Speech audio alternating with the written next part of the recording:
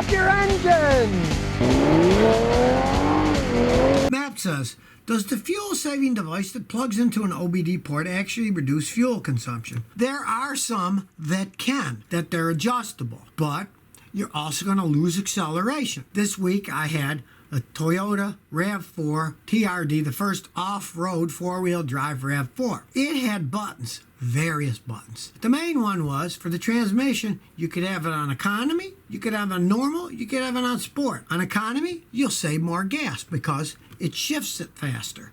You don't have all the acceleration, but it stays in lower RPMs. You put it on sport, it's faster, but it uses more gas. And all those OBD things will do that. They'll just change when it shifts, or they'll change the ignition timing. You'll have less acceleration, but you'll get better gas mileage. Or if you have one where you set it the opposite, you can get more acceleration, but less gas mileage. So some of them, they'll do actually work, but it's going to change how your car works. It's either going to be slower and get better gas mileage, or it's going to be faster and get worse gas mileage. And some of them don't work at all.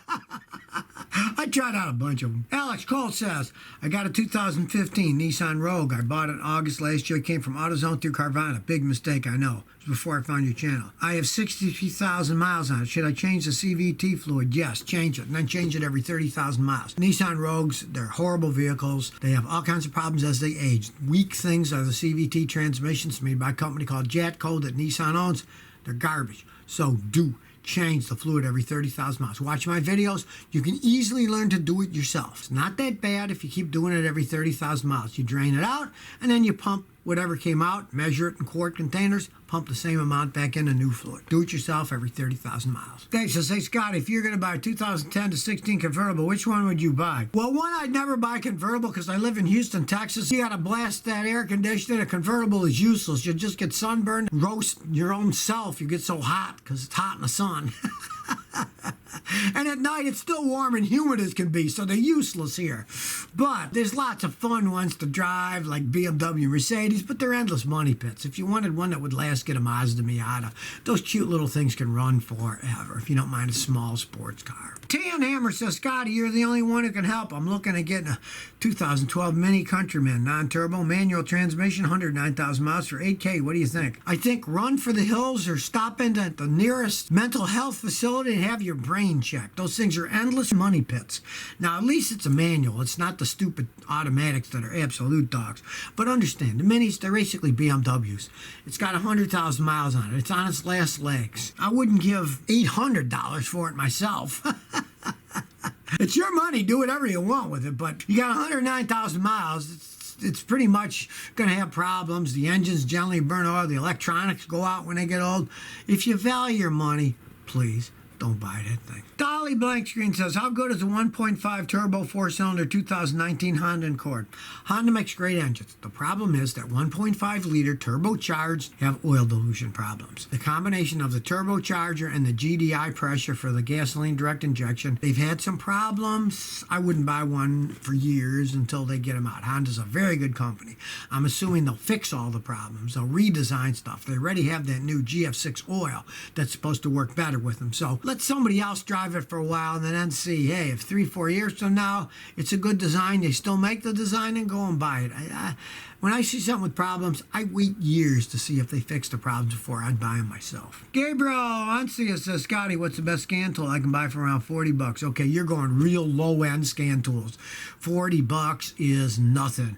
You want to get a really good scan tool? For $99, you can get a Blue Driver, right? And the Blue Driver works on your smartphone, gives you all kinds of information. If you cut that price down to $40, you're just going to get basic crap. I mean, go and buy any of them you can get for $40 on Amazon. They'll work for $40 scan tool, but you're not going to get all that much information out of them. That's just how it goes for $40. I mean, you get to the 99 Blue Driver, those things are excellent. You want to get that same information for $99 and not have a Blue Driver, you got to pay at least $150 for a standalone one that you plug in. That's the whole unit. The Blue Driver, you just get the dongle and it uses your phone. So that's really the best deal. Spending $99, get that.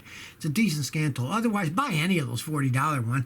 They all work pretty much the same. They give you some basic information, but not all that much. James Self says, Scotty, do you have a bucket list? No, I don't believe in lists and all that nonsense. I kind of live more in the moment. You know, live today. Don't have these lists of stupid things that you think you should have done that you didn't do.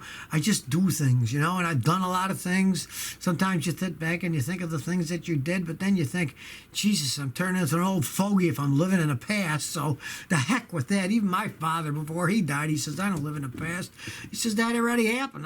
What's happening now? What happens in the future? You know, so I have no bucket list, and I'll never have a bucket list. Just like these people that have New Year's resolutions, they're going to go to the gym and exercise and lose weight, so they join the gym January 1st, and then they go for a few days, and they never go back again. I'm not that type of guy. 1234 says, what should I do if my old car gets hot when it's hot? It was 106 yesterday, my car got hot. It runs fine when it's not that hot. Okay, generally, that means you need a new radiator. Radiators in front of your car dissipate heat. That's what they're called, radiators. They radiate heat out. Now, when they're worn, they lose their efficiency. So you could have a worn radiator that's clogged up inside and corroded, and it'll work fine when it's 80 degrees outside. But when it's 106, then that's 20 degrees extra before it starts dissipating heat, and then it can't do it. Odds are you need a new radiator. I see that all the time. But, you know, make sure it's full of coolant. Make sure that the fans are coming on like they're supposed to. But if they all are, odds are you need a new radiator. I change lots of them when it gets hot outside because they're just old and they can't take the extra heat. Kurt KP says, Scotty, which is better, 2019 CRV or 2020 Tacoma? Okay, now don't make me compare apples and oranges. One is an SUV and one is a pickup truck. What do you want? You want an SUV, get the CRV. They're well made. You want a pickup truck, get the Tacoma. They're both well made vehicles, can last a long time, but you got to make out what you want. You want something with a pickup bed for working, or you want a SUV to hauling your kids around in? That you got to make that decision. I can't make it for you. But at least you picked two good vehicles. Landon says, Scotty, what happens if I put a BMW badge in my 1994 Celica? Well, then you could call it a Supra, because the Supra is a BMW that's got a Toyota badge on it. You can do whatever you want, you know? Back years ago when I was young, when the dinosaurs roamed the earth, I went to this motorcycle show, and they had Best in Show. They said Best in Show 650 BSA Lightning. Turns out it was a 650 Kawasaki, but it was an exact replica. The Japanese had bought a 650 BSA. They took it apart and they made a motorcycle with the same exact parts. You could interchange them. So this guy thought, okay, I'll get the Kawasaki and I'll put the BSA badges and paint on it. And he won best in class for BSA, even though it was a Kawasaki. So the more things change, the more they stay the same, I guess. Craig Francis says, Scotty, have you ever encountered a car that goes forward when you put it in neutral? Sure, plenty of times. They get old, the shift cables stretch, then they are in neutral on the sign, but they're actually in drive. Did have one of those stupid Audis. A customer had one, and it did have the deal where it actually put itself in gear and took off down the road. Didn't do it on me, it did it on him. So some of those Audis actually did go in gear. This was decades ago, and drove themselves. I had a customer one, it was in a parking garage, and luckily they had a good strange metal on the edge, so it hit it, but it didn't fly off the sides, then at the front. John Cade says, yo, why does my 2002 Chevy Avalanche 1500 start and immediately shut off? Well, there's lots of reasons that can happen. Now, the most common is a vacuum leak. So you got a vacuum line on the intake manifold that fell off that's sucking air.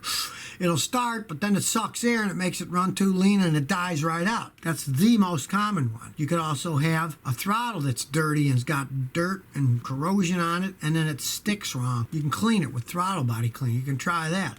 And another common thing is if your ignition switch is starting to go out, a lot of them you start it and it starts up, but as soon as you let go, the switch is broken, and when you let go of the starter position, the regular position shorts out and no power goes out. So those are the three most common things. Fosman 707 says, would you ever go live on a Facebook Messenger to assist first-hand problems with vehicles?